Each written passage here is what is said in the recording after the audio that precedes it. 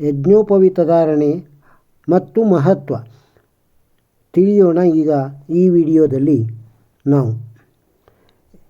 ತಲೆತಲಾಂತರದಿಂದ ಬ್ರಾಹ್ಮಣ ಗಳಿಸುತ್ತಿರುವ ಯಶಸ್ಸಿನ ಅದುವೇ ಯಜ್ಞೋಪವೀತ ಧಾರಣೆ.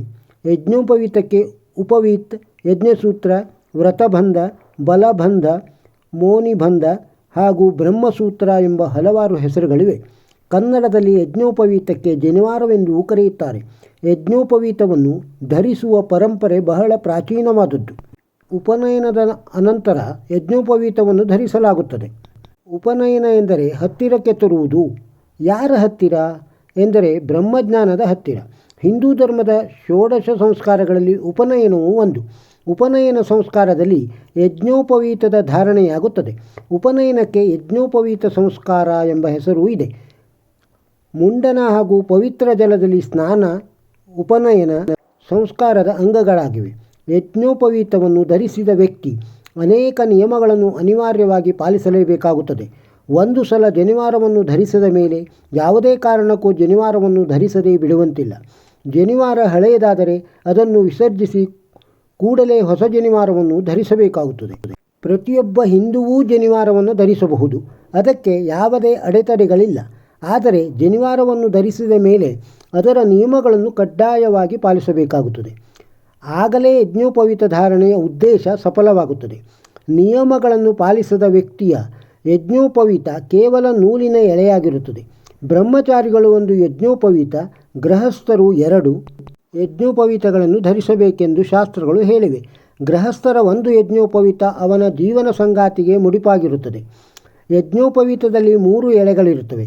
ಮೊದಲನೆಯ ಎಳೆ ಬ್ರಹ್ಮ, ವಿಷ್ಣು, ಮಹೇಶ್ವರರೆಂಬ ತ್ರಿಮೂರ್ತಿಗಳ ಪ್ರತೀಕವಾಗಿದೆ. ಎರಡನೆಯ ಎಳೆ ದೇವ ಋಣ, ಪಿತೃಋಣ, ಋಷಿ ಋಣಗಳ ಪ್ರತೀಕವಾಗಿದೆ. ಮೂರನೆಯ ಎಳೆ ಸತ್ವ ಗುಣ, ರಜೋಗುಣ, ತಮೋಗುಣಗಳ ಪ್ರತೀಕವಾಗಿದೆ.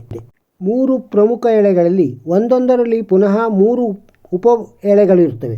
ಹಾಗಾಗಿ ಒಟ್ಟು ಯಜ್ಞೋಪವೀತದಲ್ಲಿರುವ ಎಳೆಗಳು 9. 1 ಮುಖ, 2 ಮೂಗಿನ ಹೊಳ್ಳೆಗಳು, 2 ಕಣ್ಣುಗಳು, 2 ಕಿವಿಗಳು, ಮಲ ಹಾಗೂ ಮೂತ್ರದ್ವಾರಗಳಿಂದ ಒಂದು ಶರೀರ ರಚನೆಯಾಗುತ್ತದೆ. ಹಾಗೆ ಯಜ್ಞೋಪವೀತವೂ ಸಹ 9 ಎಳೆಗಳಿಂದ ಜೀವಾತ್ಮನನ್ನು ಪ್ರತಿನಿಧಿಸುತ್ತದೆ. ಹಾಗೆ ಬಾಯಿಯಿಂದ ಒಳ್ಳೆಯ ಮಾತು, ಒಳ್ಳೆಯ ಆಹಾರಗಳನ್ನು ಸೇವಿಸಬೇಕು. ಕಣ್ಣಿನಿಂದ ಒಳ್ಳೆಯ ವಿಷಯಗಳನ್ನು ನೋಡಬೇಕು. ಕಿವಿಯಿಂದ ಒಳ್ಳೆಯ ವಿಷಯಗಳನ್ನು ಕೇಳಬೇಕೆಂಬ ತತ್ವವನ್ನು ಯಜ್ಞೋಪವೀತ ಸಾರುತ್ತದೆ. ಯಜ್ಞೋಪವೀತದಲ್ಲಿರುವ ಬ್ರಹ್ಮಗಂಟು 5 ಗಂಟುಗಳಿಂದ ಕೂಡಿರುತ್ತದೆ. 5 ಗಂಟುಗಳು ಬ್ರಹ್ಮಜ್ಞಾನ, ಧರ್ಮ, ಅರ್ಥ, ಕಾಮ ಹಾಗೂ ಮೋಕ್ಷದ ಪ್ರತೀಕವಾಗಿದೆ. ಹಾಗೆ ಪಂಚಯಜ್ಞ, ಪಂಚ ಜ್ಞಾನೇಂದ್ರಿಯ, ಪಂಚ ಕರ್ಮಗಳನ್ನು ಪ್ರತಿನಿಧಿಸುತ್ತದೆ. ಯಜ್ಞೋಪವೀತದ ಉದ್ದ 96 ಇಂಚುಗಳಷ್ಟಿರಬೇಕು. ಏಕೆಂದರೆ ಯಜ್ಞೋಪವೀತವನ್ನು ಧರಿಸಿದ ವ್ಯಕ್ತಿಗೆ 64 ಕಲೆಗಳನ್ನು ಹಾಗೂ 32 ವಿದ್ಯೆಗಳನ್ನು ಕಲಿಯುವ ಹಂಬಲವಿರಬೇಕು. ಆತ ಆ ನಿಟ್ಟಿನಲ್ಲಿ ಪ್ರಯತ್ನಿಸಬೇಕು. 4 ವೇದಗಳು, 4 ಉಪವೇದಗಳು, 6 ಅಂಗಗಳು, 6 ದರ್ಶನಗಳು, 3 ಸೂತ್ರ ಗ್ರಂಥಗಳು, 9 ಅರಣ್ಯಕಗಳನ್ನು ಸೇರಿಸಿದರೆ 32 ವಿದ್ಯೆಗಳಾಗುತ್ತವೆ. ವಾಸ್ತು ನಿರ್ಮಾಣ, ಚಿತ್ರಕಲೆ, ಸಾಹಿತ್ಯ, ಯಂತ್ರ ನಿರ್ಮಾಣ, ಆಭರಣ ತಯಾರಿಕೆ, ಕೃಷಿ ಜ್ಞಾನ ಮುಂತಾದವು ಯಜ್ಞೋಪವೀತವನ್ನು ಧರಿಸಿದ ವ್ಯಕ್ತಿ ಈ ವಿದ್ಯೆಗಳನ್ನು ಕಲಿಯಲು ಪ್ರಯತ್ನಿಸಬೇಕೆಂದು ಶಾಸ್ತ್ರಗಳು ತಿಳಿಸುತ್ತವೆ. ಯಜ್ಞೋಪವೀತದ ಧಾರಣೆ ಗಾಯತ್ರಿ ಮಂತ್ರದಿಂದಾಗುತ್ತದೆ. ಗಾಯತ್ರಿ ಮಂತ್ರ ಹಾಗೂ ಯಜ್ಞೋಪವೀತದ ಸಮ್ಮಿಲನವೇ ದ್ವಿಜತ್ವ. ಯಜ್ಞೋಪವೀತದಲ್ಲಿ 3 ಎಳೆಗಳಿರುತ್ತವೆ. ಹಾಗೆ ಗಾಯತ್ರಿ ಮಂತ್ರದಲ್ಲೂ ಸಹ 3 ಚರಣಗಳಿವೆ. ತತ್ಸರ್ವಿತುರ್ವರೆಣ್ಯಂ ಮೊದಲ ಚರಣ, ಭೂರ್ಗೋ ದೇವಸ್ಯ ಧೀಮಹಿ ಎರಡನೇ ಚರಣ, ಧಿಯೋ ಯೋ ನ ಪ್ರಚೋದಯಾತ್ ಮೂರನೇ ಚರಣ. ಯಜ್ಞೋಪವೀತವನ್ನು ಧರಿಸುವಾಗ ಹೇಳುವ ಮಂತ್ರ: ಯಜ್ಞೋಪವೀತಂ ಪರಮಂ ಪವಿತ್ರಂ ಪ್ರಜಾಪತೇಯತ್ಸಜಂ ಪುರುಸಾತ್ ಆಯುಷ್ಯಂ ಅಗ್ರ ಪ್ರತಿಮಂಚ ಶುಭ್ರ ಯಜ್ಞೋಪವೀತಂ ಬಲಮಸ್ತು ತೇಜಃ. ಇದರ ಅರ್ಥ: ಯಜ್ಞೋಪವೀತ ಪರಮ ಪವಿತ್ರವಾದದ್ದು, ಪ್ರಜಾಪತಿಗಿಂತಲೂ ಮೊದಲೇ ಉತ್ಪನ್ನಗೊಂಡಿದ್ದು, ಆಯುಷ್ಯವನ್ನು ಹೆಚ್ಚಿಸುವಂತಹದ್ದು, ಮನುಷ್ಯನನ್ನು ಶುಭ್ರ ಮಾಡುವಂತಹದ್ದು. ಯಜ್ಞೋಪವೀತ ನಮ್ಮ ಬಲ ಹಾಗೂ ತೇಜಸ್ಸನ್ನು ಹೆಚ್ಚಿಸುವಂತಹದ್ದು. ಹಾಗಾಗಿ ಯಜ್ಞೋಪವೀತ ಧಾರಣೆಗೆ ನಮ್ಮ ಸಂಸ್ಕೃತಿಯಲ್ಲಿ ವಿಶೇಷ ಮಹತ್ವವನ್ನು ನೀಡಲಾಗಿದೆ. ಯಜ್ಞೋಪವೀತದ ನಿಯಮಗಳು: ಮಲಮೂತ್ರಗಳನ್ನು ವಿಸರ್ಜಿಸುವಾಗ ಜನಿವಾರವನ್ನು ಎಡಗಿವಿಯ ಮೇಲೆ ಹಾಕಿಕೊಳ್ಳಬೇಕು. ಕೈಕಾಲುಗಳನ್ನು ತೊಳೆದು ಶುಚಿಯಾದ ಬಳಿಕವಷ್ಟೇ ಅದನ್ನು ಪುನಃ ಸರಿ ಮಾಡಿಕೊಳ್ಳಬೇಕು. ಏಕೆಂದರೆ ಯಜ್ಞೋಪವೀತ ಸೊಂಟದ ಭಾಗಕ್ಕಿಂತ ಮೇಲಿದ್ದರೆ ಅಶುಚಿ ಆಗುವುದಿಲ್ಲ. ಯಜ್ಞೋಪವೀತದ ಎಳೆ ತುಂಡಾದರೆ ತಕ್ಷಣ ಬದಲಿಸಬೇಕು. ತುಂಡಾಗಿರುವ ಜನಿವಾರವನ್ನು ಧರಿಸಬಾರದು. ಯಜ್ಞೋಪವೀತ ಹಳೆಯದಾದರೆ ಆದಷ್ಟು ಬೇಗ ಅದನ್ನು ಬದಲಿಸಬೇಕು. ಜನ್ಮ ಹಾಗೂ ಮರಣದ ಸೂತಕದ ನಂತರ ಯಜ್ಞೋಪವೀತವನ್ನು ಬದಲಿಸಬೇಕು. ಯಜ್ಞೋಪವೀತವನ್ನು ಶರೀರದ ಹೊರಗೆ ತೆಗೆಯಬಾರದು. ಯಜ್ಞೋಪವೀತವನ್ನು ಸ್ವಚ್ಛ ಮಾಡಬೇಕೆಂದರೆ ಕತ್ತಿನಲ್ಲಿ ಧರಿಸಿ ತೊಳೆಯಬಹುದು. ಯಜ್ಞೋಪವೀತದ ವೈಜ್ಞಾನಿಕ ಮಹತ್ವ. ಯಜ್ಞೋಪವೀತವನ್ನು ಧರಿಸಿದ ವ್ಯಕ್ತಿ ನಿಯಮಗಳಿಂದ ಬಂಧಿತನಾಗುತ್ತಾನೆ. ಅದು ವ್ಯಕ್ತಿಯ ಸಾತ್ವಿಕ ಜೀವನದತ್ತ ಕೊಂಡೊಯ್ಯುತ್ತದೆ.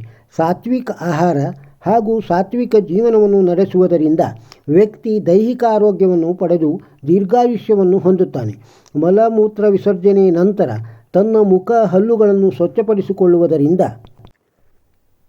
ವಿಷಾಣುಗಳು ನಾಶಗೊಳ್ಳುತ್ತವೆ. ಬಲಗಿವಿಯ ಭಾಗದಲ್ಲಿರುವ ಒಂದು ವಿಶೇಷ ನರ ಉದರ ಭಾಗವನ್ನು ಸಂಪರ್ಕಿಸುತ್ತದೆ. ಮಲಮೂತ್ರ ವಿಸರ್ಜನೆಯ ಸಮಯದಲ್ಲಿ ಜನಿವಾರವನ್ನು ಬಲಗಿವಿಯ ಮೇಲೆ ಹಾಕಿಕೊಂಡಾಗ ಆ ನರದ ಉತ್ತೇಜನವಾಗುತ್ತದೆ. ಇದರಿಂದ ಜೀರ್ಣ ಸಂಬಂಧಿ ಪ್ರಕ್ರಿಯೆಗಳು ಸುಗಮವಾಗಿ ನಡೆಯುತ್ತವೆ. ಎಸಿಡಿಟಿ, ಉದರ ಸಂಬಂಧಿ ರೋಗಗಳು, ಮೂತ್ರೇಂದ್ರಿಯ ರೋಗಗಳು, ರಕ್ತದೊತ್ತಡ, ಹೃದಯ ಸಂಬಂಧಿ ರೋಗಗಳು ಹಾಗೂ ಹಲವು ಸಾಂಕ್ರಾಮಿಕ ರೋಗಗಳಿಂದ ಮುಕ್ತಿ ಸಿಗುತ್ತದೆ. ಚಿಕಿತ್ಸಾ ವಿಜ್ಞಾನದ ಪ್ರಕಾರ ಬಲಗಿವಿಯ ನರ ಗುಪ್ತೇಂದ್ರಿಯಗಳ ಜೊತೆ ಸಂಪರ್ಕವನ್ನು ಹೊಂದಿದೆ. ಮೂತ್ರ ವಿಸರ್ಜನೆಯ ಸಮಯದಲ್ಲಿ ಯಜ್ಞೋಪವೀತವನ್ನು ಬಲಗಿವಿಯ ಮೇಲೆ ಹಾಕಿಕೊಂಡಾಗ ಶುಕ್ರಾಣುಗಳ ರಕ್ಷಣೆಯಾಗುತ್ತದೆ. ಯಜ್ಞೋಪವೀತವನ್ನು ಧರಿಸಿದ ವ್ಯಕ್ತಿಗೆ ಭಯ ಹಾಗೂ ದುಸ್ವಪ್ನಗಳ ಸಮಸ್ಯೆ ಕಾಡುವುದಿಲ್ಲ. ಯಜ್ಞೋಪವೀತವನ್ನು ಧರಿಸುವುದರಿಂದ ದೇಹದಲ್ಲಿರುವ ಸೂರ್ಯನಾಡಿ ಜಾಗೃತವಾಗಿರುತ್ತದೆ. ವ್ಯಕ್ತಿಯ ಎಡಬೆನ್ನಿನ ಭಾಗದಲ್ಲಿ ಹೊಟ್ಟೆಯ ಕಡೆ ಸಾಗುವ ಒಂದು ಪ್ರಾಕೃತಿಕ ರೇಖೆ ಇರುತ್ತದೆ. ಆ ರೇಖೆ ವಿದ್ಯುತ್ ಪ್ರವಾಹದಂತೆ ಕಾರ್ಯನಿರ್ವಹಿಸುತ್ತಿರುತ್ತದೆ. ಯಜ್ಞೋಪವೀತವನ್ನು ಧರಿಸುವುದರಿಂದ ಈ ರೇಖೆಯ ಶಕ್ತಿ ಕಡಿಮೆಯಾಗುತ್ತದೆ. ಆಗ ವ್ಯಕ್ತಿಯ ಕಾಮ, ಕ್ರೋಧ, ಲೋಭ, ಮೋಹ, ಮದ, ಮಾತ್ಸರ್ಯಗಳೆಂಬ ಅರಿಷಡ್ವರ್ಗಗಳು ನಿಯಂತ್ರಣವಾಗುತ್ತವೆ. ಯಜ್ಞೋಪವೀತ ವ್ಯಕ್ತಿಯ ಅಂತಃಪ್ರೇರಣೆಯನ್ನು ಜಾಗೃತಗೊಳಿಸಿ ಸನ್ಮಾರ್ಗದಲ್ಲಿ ನಡೆಯುವಂತೆ ಪ್ರೇರೇಪಿಸುತ್ತದೆ. ವ್ಯಕ್ತಿಯನ್ನು ಅನ್ಯಾಯ, ಅನೀತಿ, ಭ್ರಷ್ಟಾಚಾರಗಳಿಂದ ದೂರವಿರಿಸುತ್ತದೆ. ಹಿಂದಿನ ಕಾಲದಲ್ಲಿ ವಿದ್ಯಾರ್ಥಿಗಳನ್ನು ಶಿಕ್ಷಿಸುವಾಗ ಕಿವಿಯನ್ನು ಹಿಂಡಲಾಗುತ್ತಿತ್ತು. ಇದಕ್ಕೆ ಕಾರಣ ಕಿವಿಗೂ ಹಾಗೂ ಮೆದುಳಿಗೂ ಇರುವ ಸಂಪರ್ಕ. ಕಿವಿಯನ್ನು ಎಳೆದಾಗ ವಿದ್ಯಾರ್ಥಿಯ ಮೆದುಳು ಜಾಗೃತವಾಗುತ್ತಿತ್ತು. ವಿದ್ಯಾರ್ಥಿಯ ಆಲಸ್ಯತನ ದೂರವಾಗುತ್ತಿತ್ತು. ಹಾಗೆ ಯಜ್ಞೋಪವೀತವನ್ನು ಕಿವಿಯ ಮೇಲೆ ಹಾಕಿಕೊಂಡಾಗ ನಮ್ಮಲ್ಲಿರುವ ಆಲಸ್ಯತನ ದೂರಾಗಿ ಶರೀರ ಚಟುವಟಿಕೆಯಿಂದ ಕೂಡಿರುತ್ತದೆ. ಹೀಗೆ ಯಜ್ಞೋಪವೀತ ಸಂಸ್ಕಾರ ಎಂಬುದು ಪರಮ ಪವಿತ್ರ ಹಾಗೂ ವೈಜ್ಞಾನಿಕ ಹಿನ್ನೆಲೆ ಇರುವ ಸಂಸ್ಕಾರ. ಯಜ್ಞೋಪವೀತ ಧಾರಣೆ ಪ್ರತಿಯೊಬ್ಬ ಹಿಂದುವಿನ ಕರ್ತವ್ಯ. ಇದರಿಂದ ವ್ಯಕ್ತಿಯ ಶಾರೀರಿಕ ಹಾಗೂ ಮಾನಸಿಕ ಆರೋಗ್ಯ ಸಾಧ್ಯ. ಇದು ಸಂಗ್ರಹಿಸಿದ್ದು. ಈ ವಿಷಯ ನಿಮಗೆ ಸರಿ ಅನಿಸಿದರೆ ಈ ವಿಡಿಯೋಕ್ಕೊಂದು ಲೈಕ್ ಕೊಡಿ, ಬೇರೆಯವರಿಗೂ ಶೇರ್ ಮಾಡಿ ಹಾಗೂ ನಮ್ಮ ಚಾನಲ್ಗೆ ಸಬ್ಸ್ಕ್ರೈಬ್ ಆಗದೇ ಇದ್ದರೆ ಸಬ್ಸ್ಕ್ರೈಬ್ ಆಗಿ. ನಮಸ್ಕಾರ.